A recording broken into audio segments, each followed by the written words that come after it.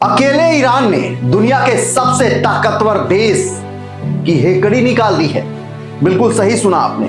America के Texas port पर हुआ यह धमाका क्या सिर्फ एक हादसा है या किसी बड़े तूफान की आहट है, सुगबुगाहट है। तेल रिफाइनरी में हुए विस्फोट के बाद आसमान में उठता काला धुआं, सायरनों की आवाज और लोगों में फैला डर, सब कुछ किसी बड़े खतरे की तरफ इशारा कर रहा है। इस धमाके के बाद इलाके में हड़कंप मच गया और आसमान में धुएं के भारी गुब्बारे छा गए। प्रशासन ने एहतियात के तौर पर स्थानीय निवासियों को घरों के भीतर ही रहने के आदेश जारी किए।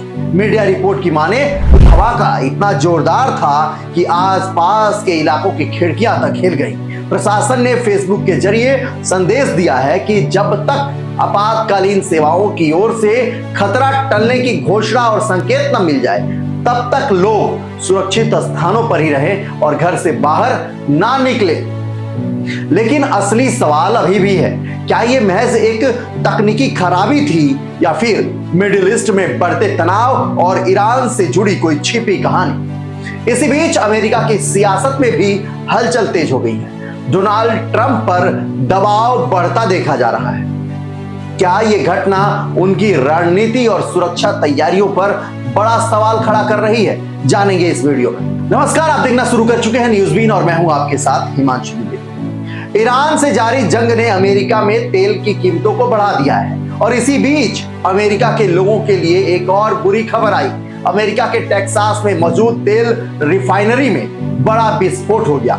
न्यूज एजेंसी एएफपी की रिपोर्ट के अनुसार स्थानीय अधिकारियों ने सोमवार को टेक्सास में पोर्ट ऑर्थर के पास निवासियों को वेलेरो रिफाइनरी में हाल ही में हुए विस्फोट को देखते हुए तुरंत आश्रय लेने की चेतावनी दी है। एक रिपोर्ट के अनुसार पोर्ट ऑर्थर के आपातकालीन प्रबंधन अधिकारियों ने एक अलर्ट में लिखा, आसपास के सभी निवासियों की सुरक्षा सुनिश्चित करने के लिए और वेलेरो रिफाइनरी में हाल ही में हुए विस्फोट को देखते हुए तत्काल आश्रय का आदेश दिया गया है। इस आदेश को रिफाइनरी के आसपास के एक बड़े इलाके पर लागू किया गया जहां पर बड़ी आबादी जो है रहती। वहीं वेलेरो ने एक बयान में कहा कि फिलहाल वेलेरो के पोर्ट ऑर्थर टेक्सास रिफाइनरी की एक यूनिट में आग लग गई है। सभी कर्मियों को सुरक्षित कर लिया गया है। उन्होंने कहा कि कर्मचारियों की सुरक्षा सर्वोच्च प्राथमिकता है। वीडियो में दिख रही ऊंची लपटें और काला धुआं इलाके में हड़कंप मच गया। स्थानीय मीडिया रिपोर्ट में सामने आए वीडियोज में रिफाइनरी से आग की ऊंची लपटें और काले धुएं का गुबार उठते हुए दिख रहा है। आसपास के निवासियों ने एक तेज धमाके की सूचना दी जिससे खिड़कियां हिल गई। वेलेरो की वेबसाइट के अनुसार ह्यूस्टन से लगभग 90 मील पूर्व में स्थित इस पोर्ट ऑर्थर रिफाइनरी, जहां भारी कच्चे तेल और अन्य फीड स्टॉक्स को गैसोलीन, डीजल और जेट ईंधन में संसाधित करने के लिए लगभग 800 कर्मचारी काम करते हैं। एएफपी की रिपोर्ट के अनुसार ये रिफाइनरी प्रतिदिन लगभग 4,35,000 बैरल तेल रिफाइनरी प्रदान करती है। इससे बीते दिन अमेरिका के राष्ट्रपति डोनाल्ड ट्रंप ने कहा है कि मध्य पूर्व में चल रहे टकराव को पूरी तरह खत्म करने को लेकर बातचीत हुई। उन्होंने कहा कि पूरी तरह समाधान के मुद्दे पर सकारात्मक बातचीत हुई है। ट्रंप ने यह भी कहा कि वो ईरान के बिजली संयंत्रों और ऊर्जा ढांचे पर किसी भी तरह के हमलों को 5 दिन के लिए टालेंगे। लेकिन ईरान के विदेश मंत्रालय ने अमेरिकी राष्ट्रपति डोनाल्ड ट्रंप के बातचीत वाले बयान को एक सिरे से खारिज कर दिया।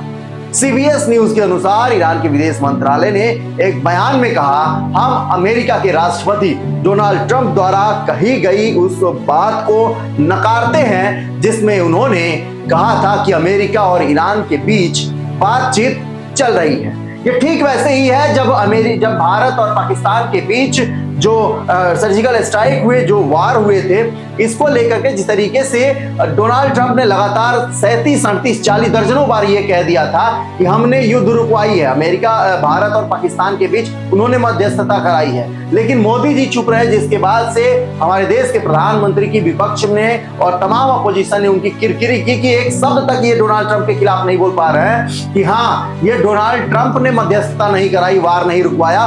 वार अमेरिका और भारत आपसी बातचीत के दौरान ये निर्णय लेकर के युद्ध रुकवाया है। लेकिन यहां पर ईरान जो है मोदी से 2 कदम आगे निकल गया। ईरान ने एक सिरे से खारिज कर दिया कि ट्रंप जो है वो झूठ बोल रहे हैं, अफवाह फैला रहे हैं, इस अफवाह पर ध्यान देने की जरूरत नहीं है। तो बनना है तो ईरान बनिए, और बनना है तो अपने देश की रक्षा के लिए, अपने देश के स्वाभिमान के लिए अपने बातों पर अडिग रहिए, ना कि विदेशी ताकतों के सामने झुक जाइए।